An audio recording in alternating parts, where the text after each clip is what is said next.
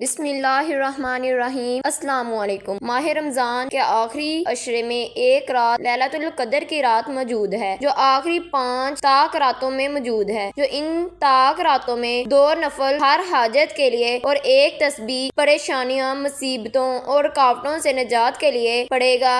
انشاءاللہ آپ کی ہر پریشانیاں اور ہر حاجات پوری ہو جائے گی۔ آخری 5 راتوں میں یہ 2 رکعت نفل اور ایک تسبیح آپ کے گھر میں پڑی جائے، آپ کے گھر سے بچہ دولت مند ہو جائے گا۔ جو شخص ان 5 طاق راتوں میں جاگتا ہے، رب کی عبادت کرتا ہے، رب کو مناتا ہے، رب کو راضی کرنے کی کوشش کرتا ہے، اللہ کا ذکر کرتا ہے، تسبیحات پڑھتا ہے، رب کریم اس بندے کے ہر حاجات کو پورا کر دیتا ہے، کیونکہ ان 5 طاق راتوں میں ایک رات لیلۃ القدر کی رات ہے، جو خزانے لوٹنے کی رات ہے، آخرت کو سنوارنے کی رات ہے، رب کو منانے کی رات ہے اور اپنے گناہوں کی معافی کی رات ہے۔ وہ 2 نفل ہر حاجت کے لیے اور ایک تسبیح ہر مشکل پریشانی سے نجات کے لیے پڑھ لے۔ جن لوگوں کو 5 طاق راتوں کے اعمال کا نہیں پتا، آج وہ یہ ویڈیو مکمل دیکھیں۔ اس میں آپ کو ایک چیز کا طریقہ بتاؤں گی۔ وہ کون جانے وہ 23ویں رات ہو، وہ کون جانے وہ 27ویں رات ہو، وہ کون جانے وہ 29ویں طاق رات ہو، ان میں سے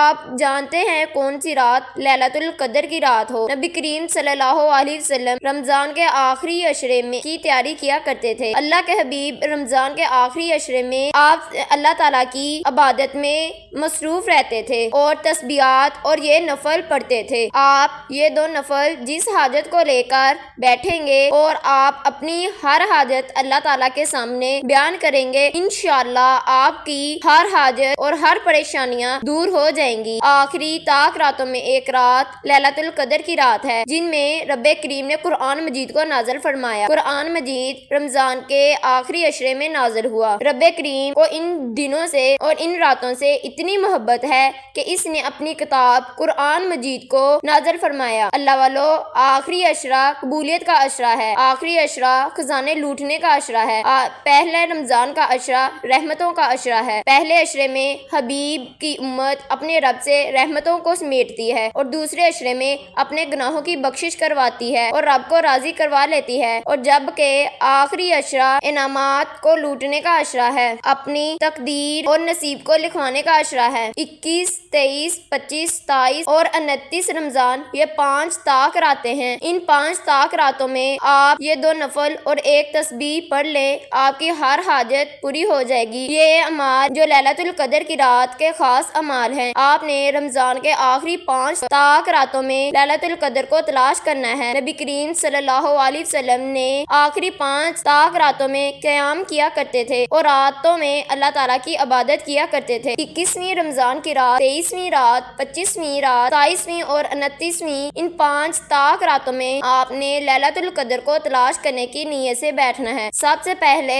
باوضو مصلی پر بیٹھ کر نبی کریم صلی اللہ علیہ وسلم کی ذات مبارکہ پر درود پاک پڑھنا ہے۔ آپ درود ابراہیم پڑھ لیں۔ آپ 2 رکعت نفل اور ایک تسبیح بتائے گئے طریقے سے پڑھ لیں، انشاءاللہ آپ کو لیلۃ القدر کی رات بھی معلوم ہو جائے گی اور آپ رب کریم سے جو مانگیں گے مل جائے گا۔ اس کے علاوہ آپ نے اضافی جو پڑھنا ہے وہ پڑھ سکتے ہیں، لیکن یہ 2 رکعت نفل اور ایک تسبیح کسی صورت نہ چھوڑیں۔ باوضو آپ نے مصلی پر بیٹھ کر پھر آپ نے نبی کریم صلی اللہ علیہ وسلم کی ذات مبارکہ پر درود پاک پڑھنا ہے اور اپنی نیت کرنی ہے۔ جو مقصد کے لیے آپ نے نیت کرنی ہے وہ کرنے کے بعد پھر ایک بار اعوذ باللہ من الشیطان الرجیم بسم اللہ الرحمن الرحیم وظیفے کا آغاز کرنا ہے، اور سب سے پہلے نمبر پر جو وظیفہ پڑھنا ہے وہ ایک تسبیح کا وظیفہ ہے۔ رمضان کے آخری 5 طاق راتوں میں بہتر ہے نبی کریم صلی اللہ علیہ وسلم اس کی طرح ان 5 طاق راتوں میں یہ عمل کیا جائے تو آپ کی ہر حاجت، ہر مشکلات، پریشانیاں اور بیماریاں ختم ہو جائیں۔ آپ نے اپنی حاجت کی نیت کرنے کے بعد پہلے نمبر پر سبحان اللہ والحمد للہ ولا الہ الا اللہ واللہ اکبر یہ تیسرا کلمہ ہے، آپ نے اس تیسرے کلمے کو 100 مرتبہ پڑھنا ہے۔ آپ نے اس کلمے کو خلوص دل اور نیت سے پڑھنا ہے، اور اس کے بعد پڑھنے کے بعد آپ نے اپنی حاجت اللہ تعالیٰ کے سامنے بیان کرنی ہے۔ اگر آپ کے گھر میں غربت اور تنگ دستی، بیماریاں، پریشانیاں ہیں تو انشاءاللہ اس کے بعد آپ کی ہر پریشانیاں ختم ختم ہو جائیں گی۔ تیسرا کلمہ پڑھنے کے بعد پھر آپ نے 2 رکعت نفل پڑھنے، 2 رکعت نفل صلاۃ الحاجت کی نیت سے پڑھنے ہیں۔ پہلے تسبیح پڑھنی ہے تیسرے کلمے کی، اب وہ مصلی پر کھڑے ہو کر 2 رکعت نفل صلاۃ الحاجت کی پڑھنی ہے۔ میں نیت بھی کر کے آپ کو بتاتی ہوں۔ 2 رکعت نفل صلاۃ الحاجت کی ثنا واسطے اللہ تعالیٰ کے منہ میرا قبلہ شریف کی طرف اللہ اکبر، اور آپ نے سورۃ فاتحہ کے بعد 10 بار سورۃ اخلاص کو پڑھنا ہے۔ پہلی رکعت میں سورۃ فاتحہ کے بعد 10 بار سورۃ اخلاص کو پڑھنا ہے، اور دوسری رکعت میں آپ نے سورۃ فاتحہ کے بعد سورۃ کافرون کو پڑھنا ہے۔ یہ 30ویں پارے میں موجود 11 بار سورۃ کافرون کو پڑھنے کے بعد آپ نے